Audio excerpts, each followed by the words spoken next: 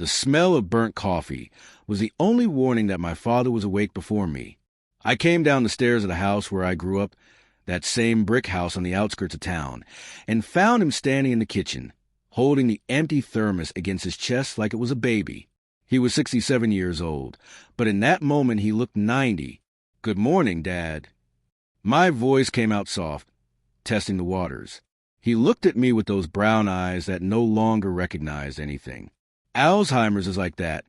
It steals pieces, leaves crumbs, and you never know which version of the person you'll find when you wake up. "Who are you?" The question came without emotion, mechanical. I swallowed hard. It was the 5th time that week. "I'm Marcus, Dad. Your son." He shook his head slowly, as if I'd said something absurd. "I don't have children. Never wanted any." The phrase cut deeper than it should.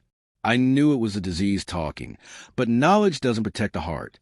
It had been 6 months since I'd left my job in the city to come back and take care of him. 6 months sleeping in my teenage bedroom, with the faded sports posters still on the wall.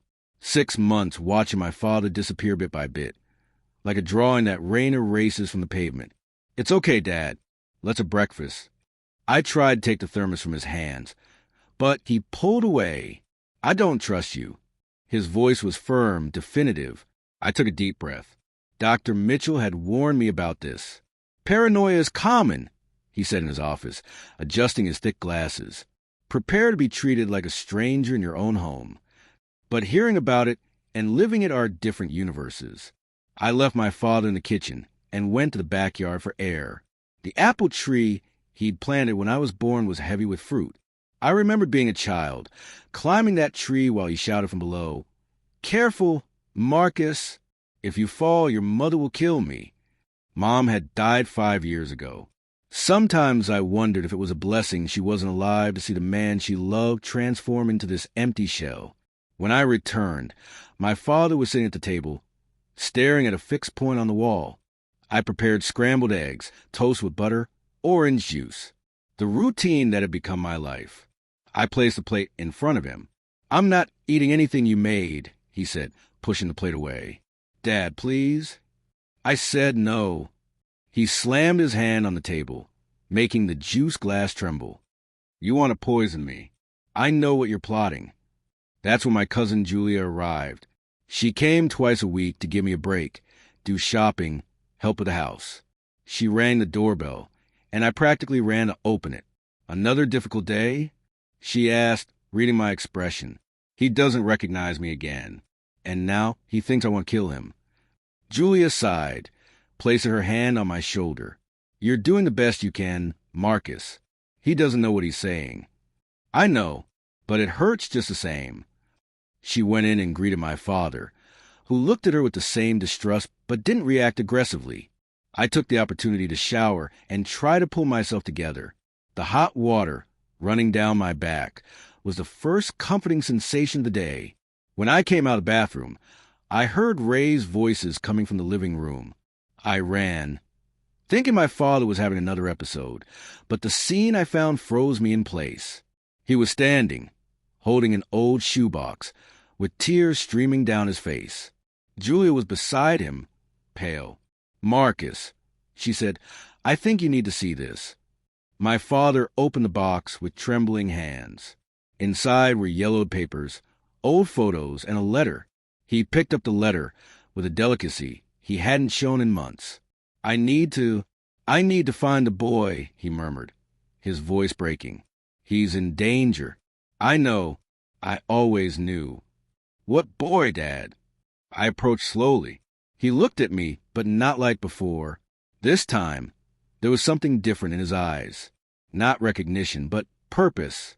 As if, amid the chaos of his broken mind, a single truth had remained intact. "The boy from a highway," he said, pressing the letter against his chest. "I left him there. It was my fault. And now he's going to die again if I don't do something."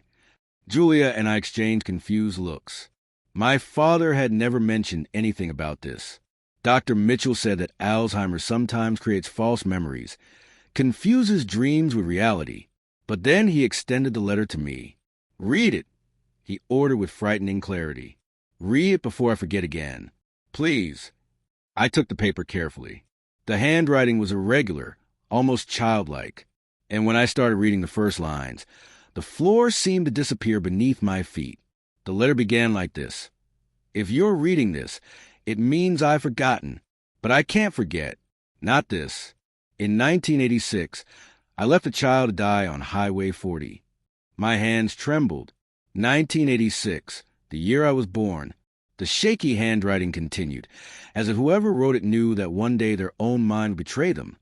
It was midsummer night, June 23rd, 1986. I was coming back from a party in the mountains, had drunk too much. The road was empty. That's when I saw the boy on the shoulder. He couldn't have been more than 6 or 7 years old, alone, crying. I stopped the car. My voice failed. Julia took the letter from my hands and continued reading aloud. He said his name was Michael. He was lost. His mother had disappeared, and he didn't know where to go.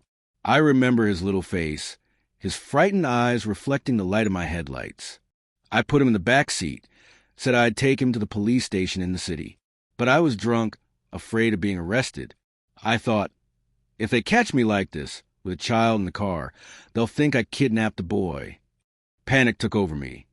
Julia stopped, looked at my father, who was now sitting on the sofa, rocking back and forth, murmuring something inaudible. She continued, I stopped at a gas station about 10 miles ahead. I told the boy I was going to buy water. He waited in the car, trusting, and I got in the car and left. I left a 6-year-old child alone, in the middle of the night, at a station that was closing.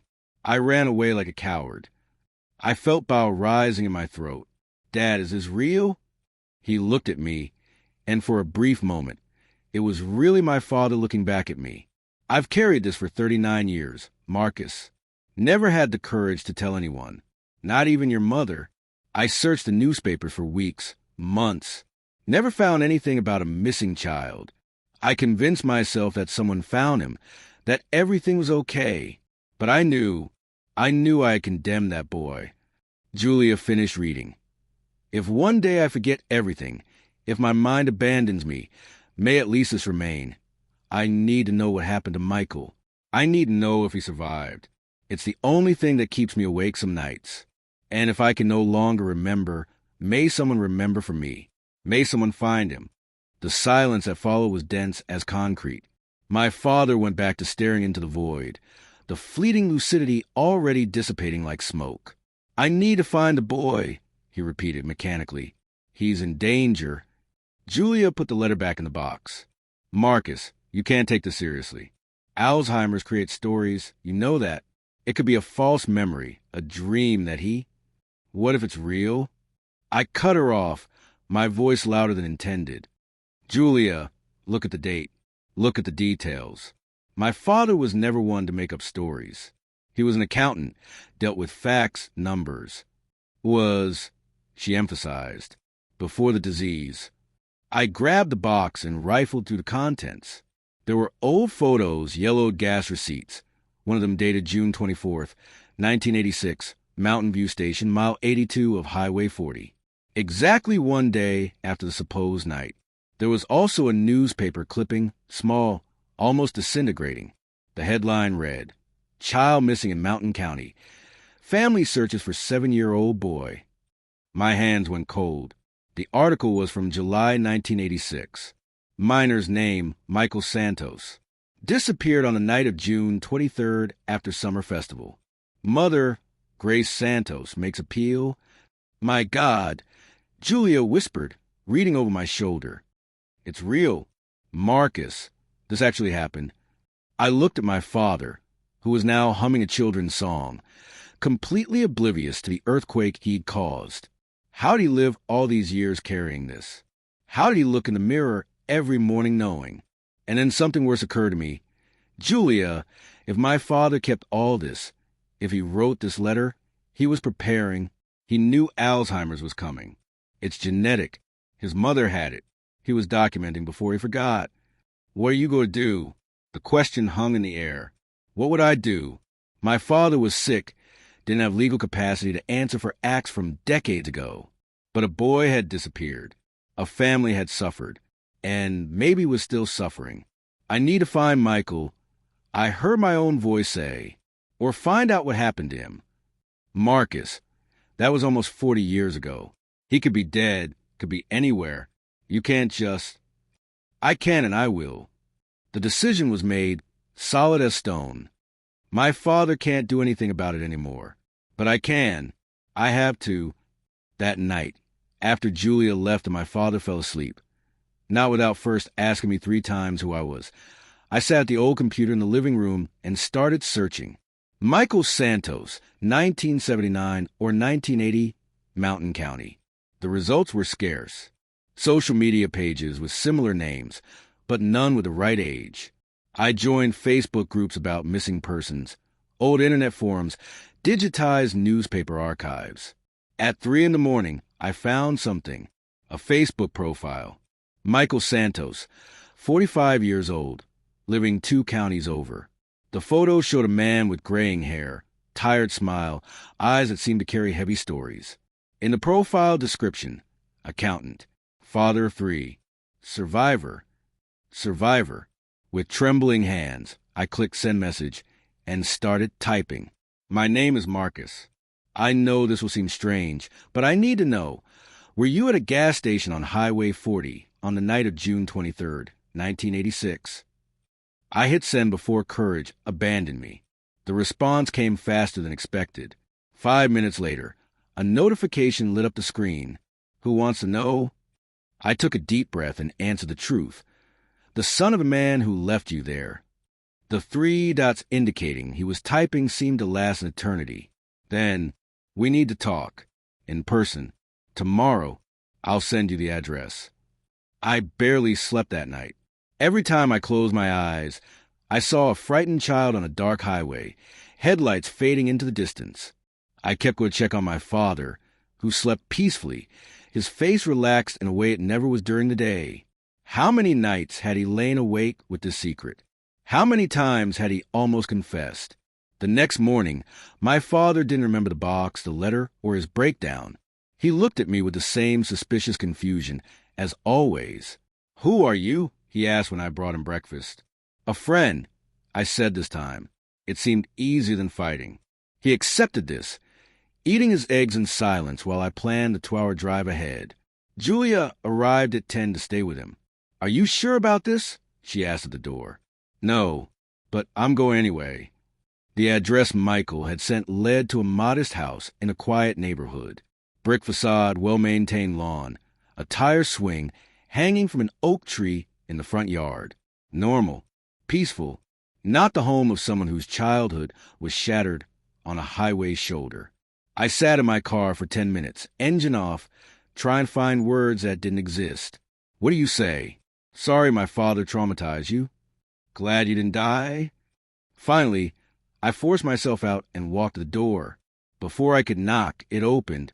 The man from the photo stood there, but in person he looked older, weathered.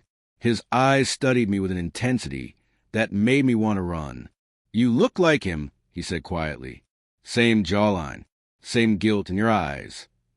I'm sorry, Words failed. Come in. It wasn't really an invitation, more like a command. His living room was filled with family photos. Children at graduations, birthday parties, holiday dinners. A life fully lived, despite everything. Coffee, he offered. Please. We sat at his kitchen table, 2 strangers connected by one terrible night. He poured 2 cups with steady hands that had probably trembled for years. How did you find me? He asked. I explained about my father's Alzheimer's, the box, the letter. He listened without interruption, his expression unreadable. When I finished, he was quiet for a long moment. Then, I spent 12 years in foster care after that night. My mother, they found her 3 days later, overdosed in a motel room. She left me at that party and never came back. Michael, Let me finish. His voice was firm but not angry. That gas station attendant called the police when he found me hiding in the bathroom at dawn. I told them about the man who'd promised to help. They searched, but your father was already gone. I was placed in the system. Some homes were okay. Some weren't. The weight of his words crushed me. My father destroyed your life. No, he shook his head. He didn't. And that's what I need you to understand.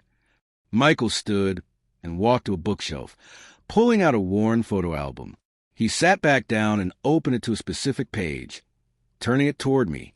This is my family, he said, pointing to a recent photo.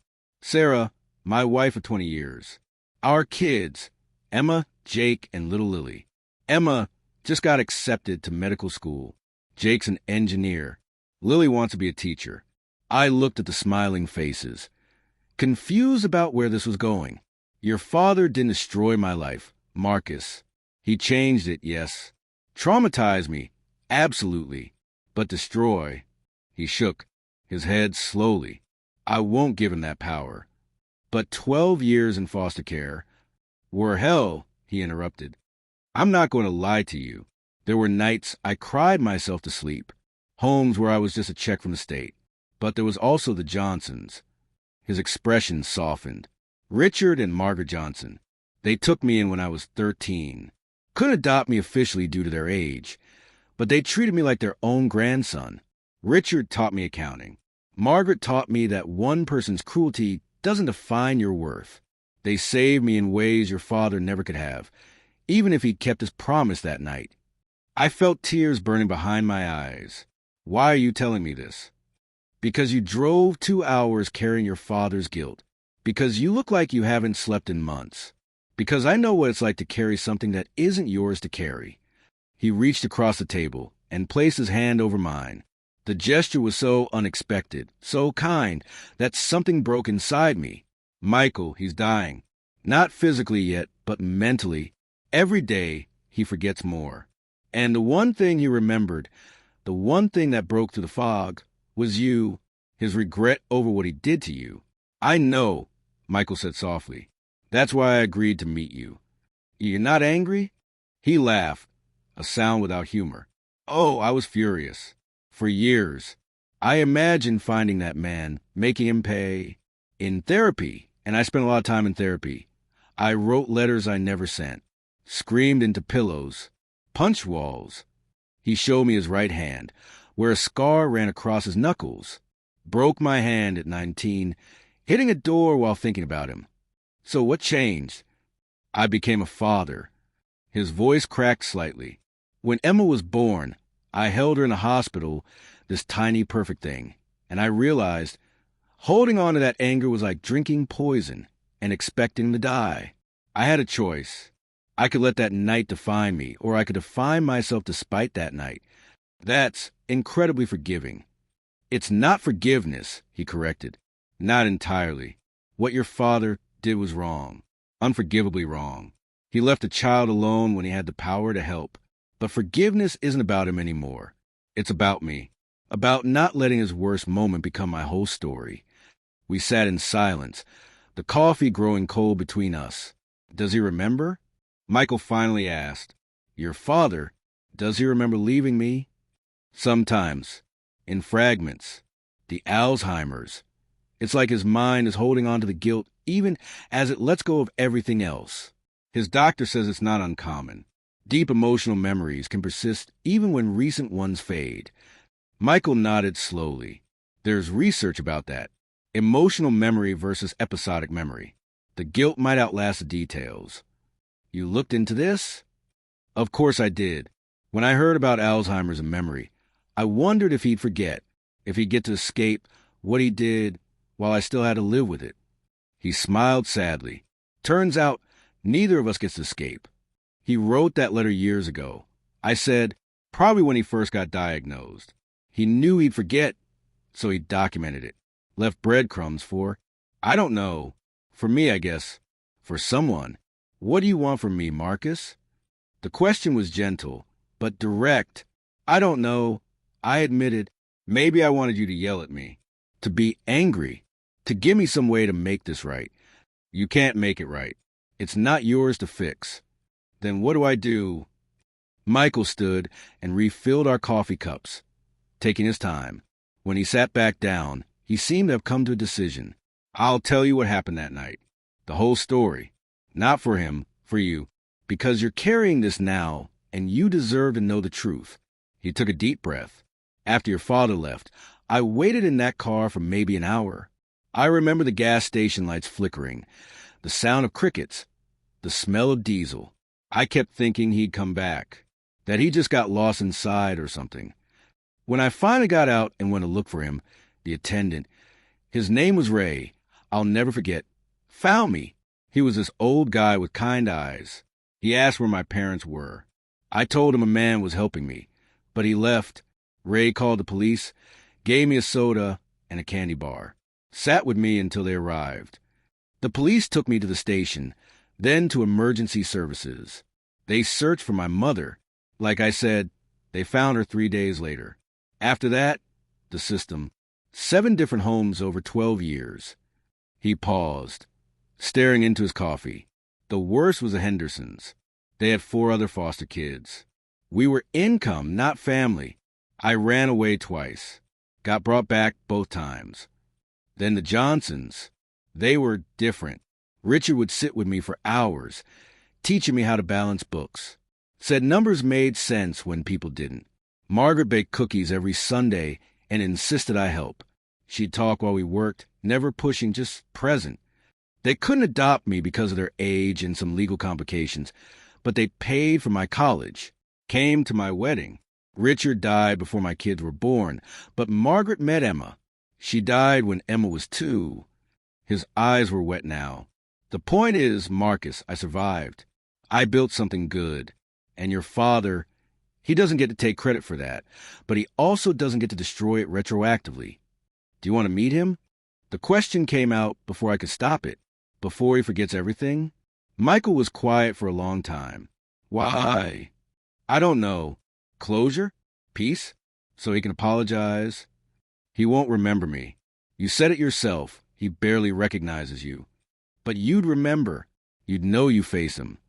Michael stood and walked to the window, looking out at his peaceful street. I need to think about it. Can I have your number? I wrote it down, and we stood awkwardly by the door. Marcus, he said as I was leaving, your father's guilt doesn't have to be yours. You're not responsible for his mistakes. He's my father. He's sick. Someone has to care for him? Yes. But carry his sins? No. Michael's voice was firm. I learned that the hard way. Don't make my mistake. I drove home in a daze, Michael's words echoing in my head. When I arrived, Julia met me at the door with worried eyes. He's been asking for someone named Michael all day, she said. Won't eat, won't sleep. Just keeps saying he needs to find the boy. I found my father in his room, sitting on the bed, holding that box again. Dad! He looked up, and for just a moment, I saw recognition. Not of me, but of something deeper. Did you find him? He whispered. Is the boy safe? I sat beside him, taking his weathered hand in mine. Yes, Dad. Michael is safe. He's alive. He has a family. He's okay. My father's eyes filled with tears. I didn't kill him? No, Dad. You didn't kill him. He sobbed then, deep wrenching sobs that shook his whole body. I held him like he'd held me countless times when I was a child. And in that moment, I understood something. This was all I could give him. Not redemption, not absolution. Just this small comfort that the boy had survived. 3 days later, my phone rang.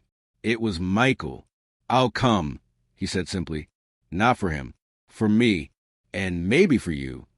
Thank you. Don't thank me yet. I don't know what I'm going to say. When Michael arrived the following Saturday, my father was having a good day. He was lucid, present, almost like his old self.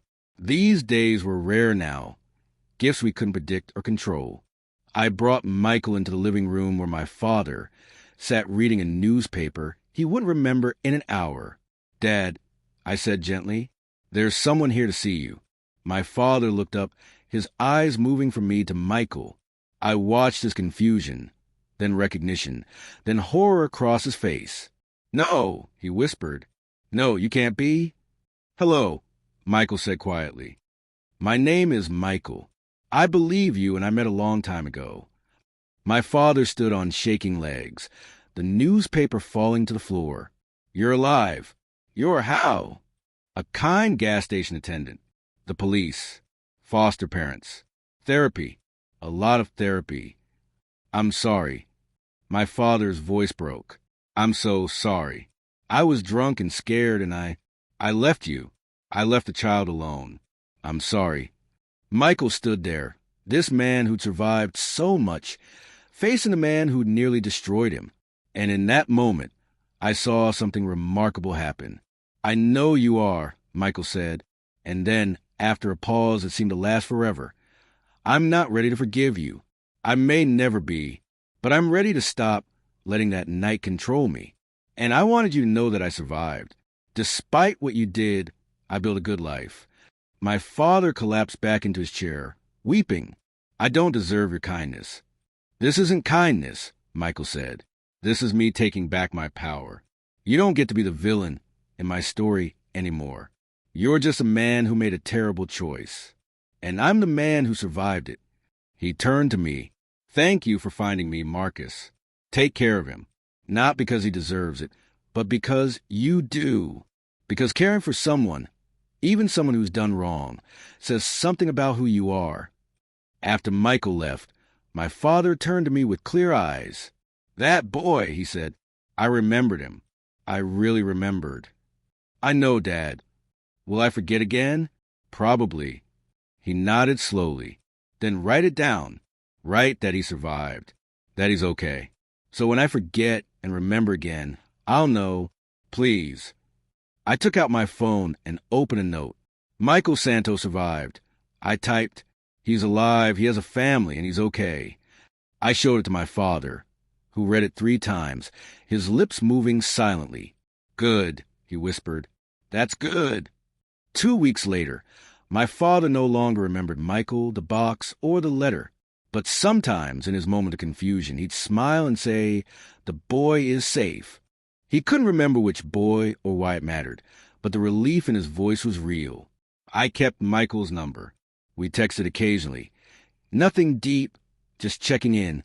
He sent me a photo when his daughter graduated from medical school. I sent him one when my father finally, peacefully, passed away in his sleep 6 months later, at the funeral. A man I didn't expect appeared at the back of the church. Michael. He didn't come to the reception, didn't speak to anyone. But he came.